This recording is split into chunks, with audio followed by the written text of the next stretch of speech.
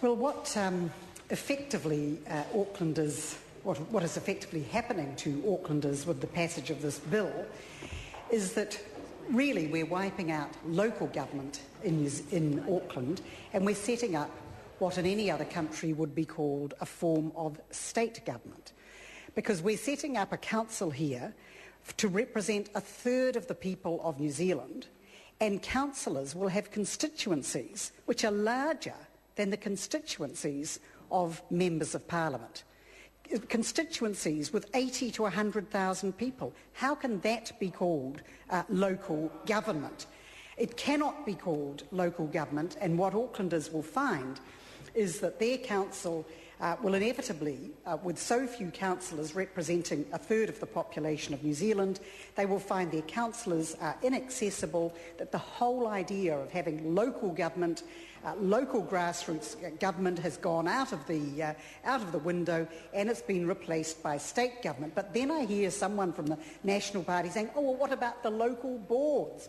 Well, what about the local boards? We have wiped out 8 perfectly well-functioning councils, very well-functioning councils like Waitakere City Council, one of the most innovative councils in New Zealand, likewise Manukau, and we have replaced them with these 21 local boards. Now, others have commented on the fact that these local boards have no powers still spelled out in the Act. Despite all of the promises, etc., still no powers for the local boards, and the powers that even the rather waffly statements in the bill about their powers make it very clear that the governing body, the Auckland Council, can intervene on almost any decision of a local board and say that it is in the interests of Auckland, and so they can just take over and wipe out local boards. So really their main power will simply be to advocate. But the other issue that people haven't really focused on is the tiny number of people in these local boards, 4 to 9 members, with a quorum of 2. 4 to 9 members. So we've replaced these 8 councils with these tiny boards with 4 to 9 members. So we can get a quorum of 2 who are essentially going to be representing their area. That is not a form of local government. That is not grassroots democracy. That is just a sham. Then the next thing is we have a mayor with unprecedented powers, powers that no other mayor in New Zealand will have. The mayor will appoint every chair of every committee. So all a mayor has to do is set up 10 committees, appoint those chairs, and then he has his 10 hand-picked chairs who are, of course, beholden to him, and it will unfortunately be a him.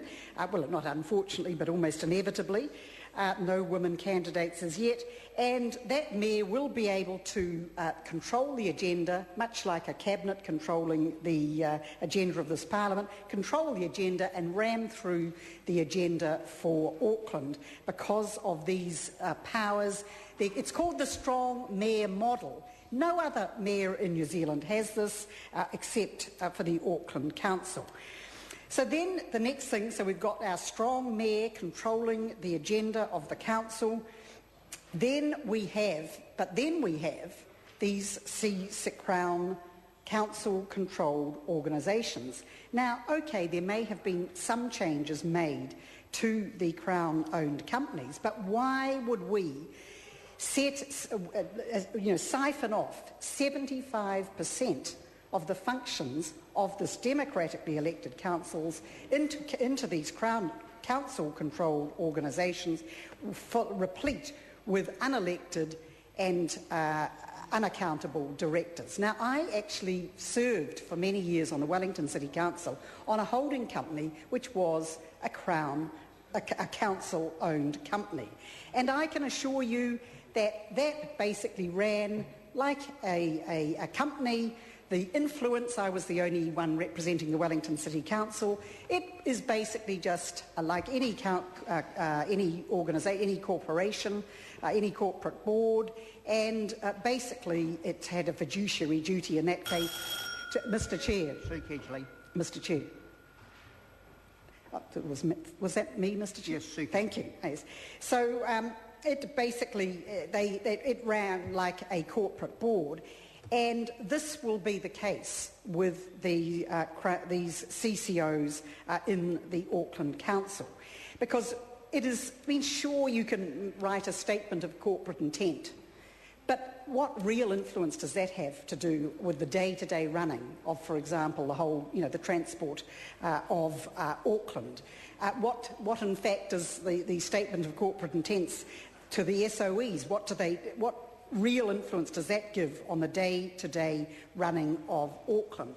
So, it has all been set up really to undermine, to subvert local democracy, to siphon as much of the powers of Auckland into the hand-picked CCOs, and of course when I say they're hand-picked, none other than Mr Hyde, I think in some cases with Mr Joyce, are going to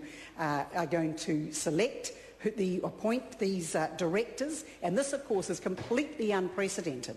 Nowhere else in New Zealand does central government get to decide whether there will be CCOs set up in a local government, but let alone who will be on them.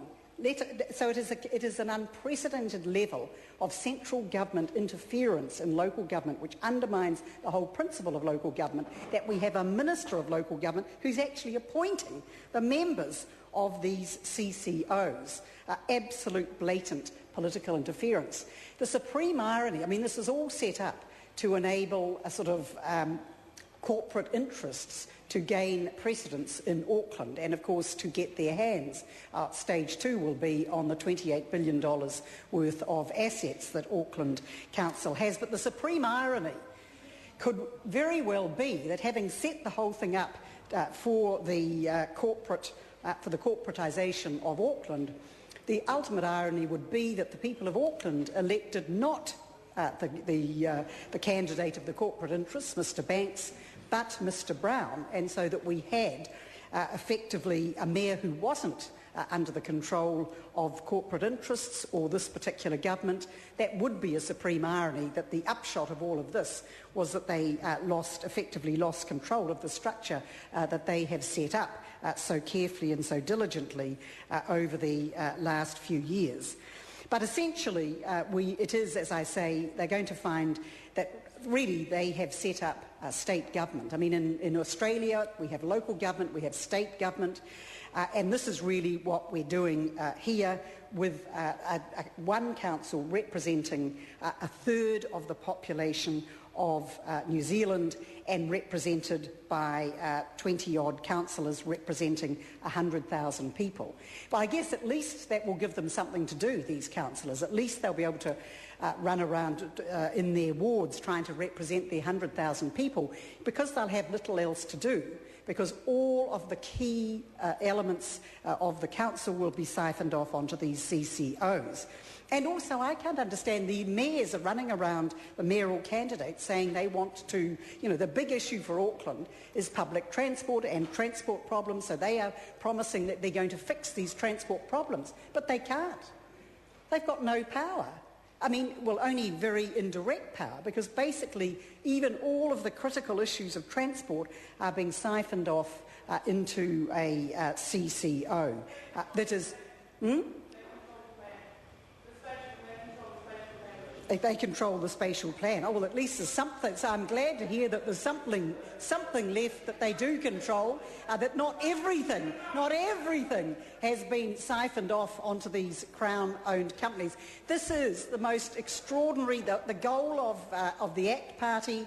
Anyone can look it up, their local government policy. It's basically quite explicit. They want to shrink democracy. They want to corporatise the functions of local government. Rodney Hyde has succeeded beyond his wildest dreams with this Auckland bill, but let's not just blame Rodney Hyde, because he couldn't have done it without the support of the whole National Party. They have supported the undermining of local government, the undermining of local powers, the interference of central government in the affairs of local government on a scale that has never happened before, at least not to my knowledge. And then at the end of all of this, we have these funny little boards which are supposed to pretend to